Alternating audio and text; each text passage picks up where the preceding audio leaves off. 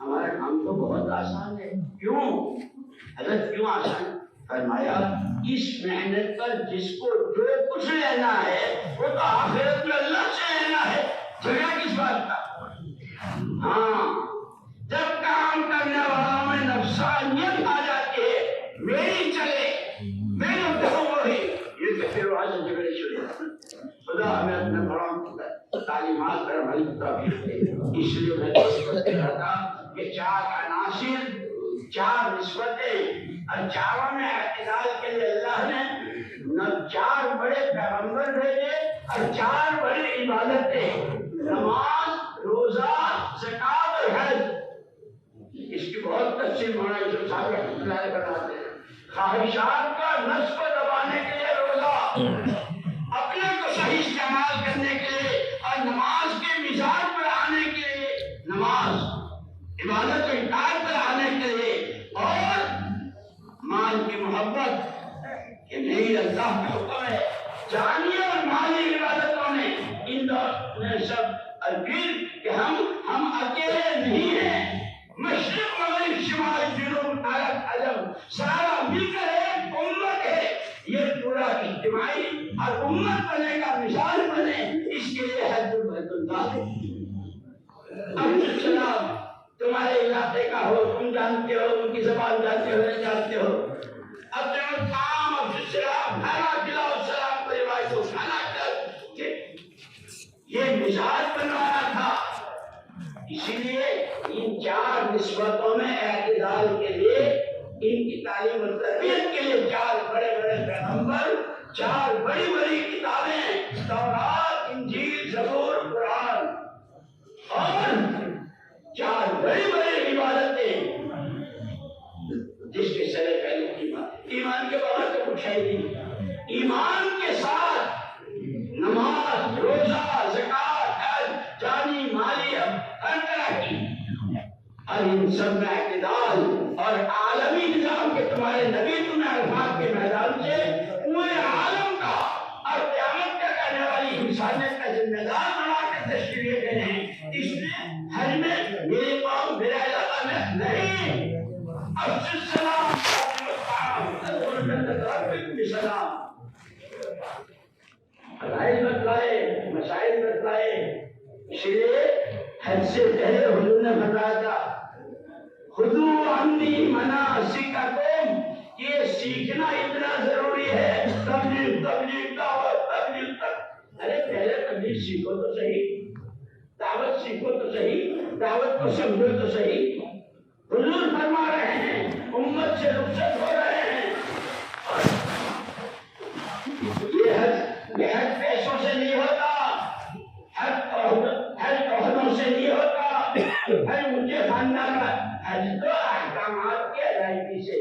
مینا میں کتنا, عرفات میں کیا, مزدلفہ میں کیا, مکے میں کیا, بیت اللہ کا طواف, مقام ابراہیم, اور پھر وہاں سے واپسی, اور وہاں سے واپس پھر بھی ان جذبات کے ساتھ حضور کے یہاں سے کیا کیا سوغاتیں لے کر, اور پھر وہ صرف کھجور زمزم تقسیم کرنا نہیں. جیسے یہ بدنام کل جب ختم ہو جائے گا کہاں سے آئے, جوڑ میں گئے تھے, جوڑ میں گئے کیا لائے, جیسے بچے گھر میں پوچھتے ہیں نا اب ہمارے سے کیا لائے, ہم تو سب بچے ہیں. جوڑ میں گئے تھے, فلاں مولوی صاحب کی تقریر سنی, فلاں حضرت کی سنی, ہاں ماشاء اللہ سبحان. ارے امت کا درد لے کر آئے, دین کے مٹنے کا غم لے کر آئے, محمد صلی اللہ اس کا سامان خدا راضی ہو جائے, جہنم کے عذاب سے بچ جائیں, بھیڑیے بنے سے, اژدہے بنے سے, سور بنے سے, اور چیتے اور بچھو بنے سے نکل کر فرشتوں والی صفات میں آ جائیں.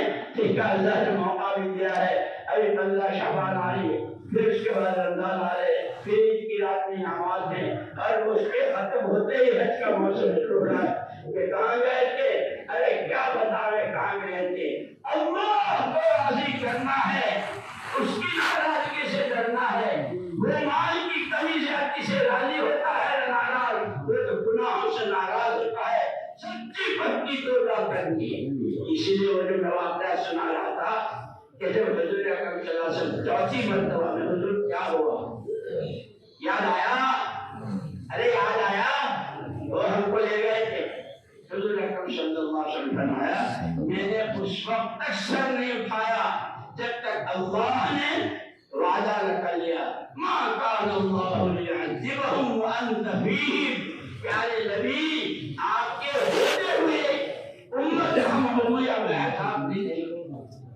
آپ کو تھوڑے دیر کے بعد قضا فرما لیں گے، پھر ما کان اللہ معذبہم وہم یستغفرون، اگر آپ کے بعد یہ سچ کی توبہ کرتے رہے، وہ فیشنیبل توبہ نہیں دو دنیا لوگ اللہ پر ایک ناک پر ایک شرط التوبہ الندامہ، ہوں کون، کرنا کیا تھا، کیا کیا، جان کہاں لگنی تھی، مال کہاں لگنا تھا، کیا سوچنا تھا، کن فکروں میں ڈوبنا تھا، اے اللہ اس کا مہینہ بھی آ رہا ہے جس میں رمضان میں ہر عمل نفلیں فرضوں کے برابر، ساری دنیا کے مفتیوں کو جمع کریں کہ 2 رکعت نفلیں فرضوں کے برابر ہو سکے۔ اگر تو 2 رکعت کو پوچھتا ہے ساری دنیا 2 رکعت پڑھے، تیرے رمضان میں نفلیں ہی رہیں گی، یہ تو تیرے خدا کا کرم ہے اور تیرے آقا کا فضل ہے کہ تیری نفلیں فرضوں کے برابر ہو۔ خدا نعمتوں کی قدر کرنے کی توفیق دے۔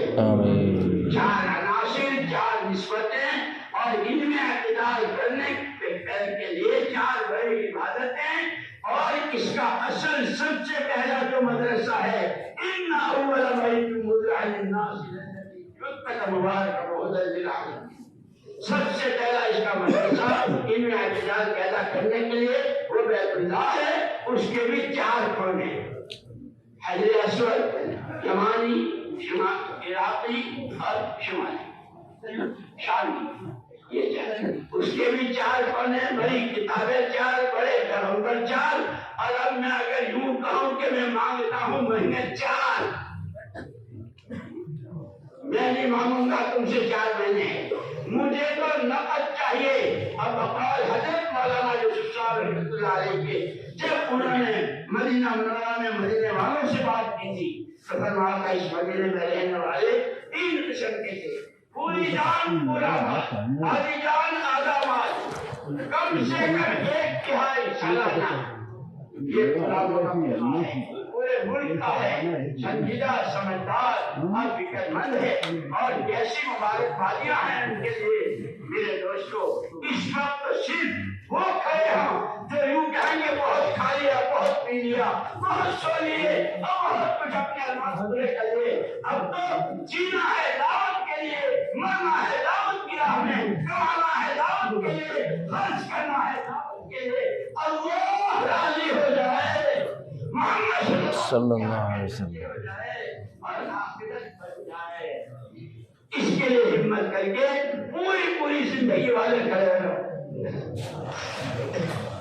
کھڑے ہو جاؤ بھائی، کھڑے ہو جاؤ بھائی، کھڑے ہو جاؤ پوری زندگی والے، ماشاء اللہ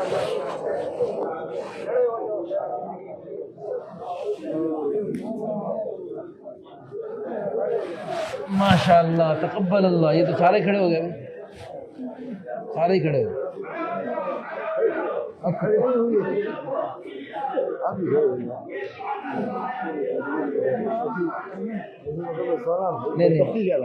نہیں تھوڑی تکلیف ہو گئی، اللہ پاک آپ کو صحت عطا فرمائے، آمین، دعائیں لے رہے ہیں، دعائیں، آمین آمین آمین آمین۔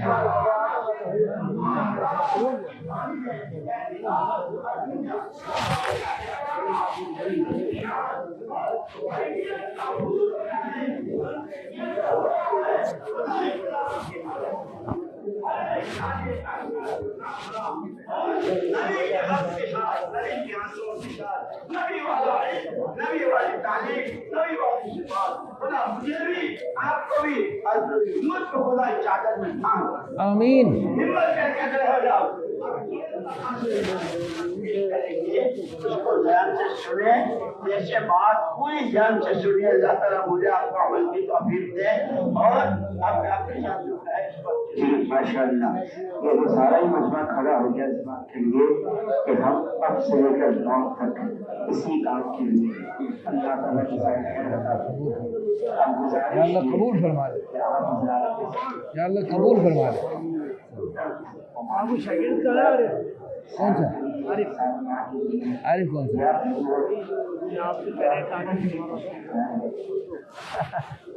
عارف چشتی، چشتیہ گیا نا، چشتی ہے پتہ نہیں کس نہیں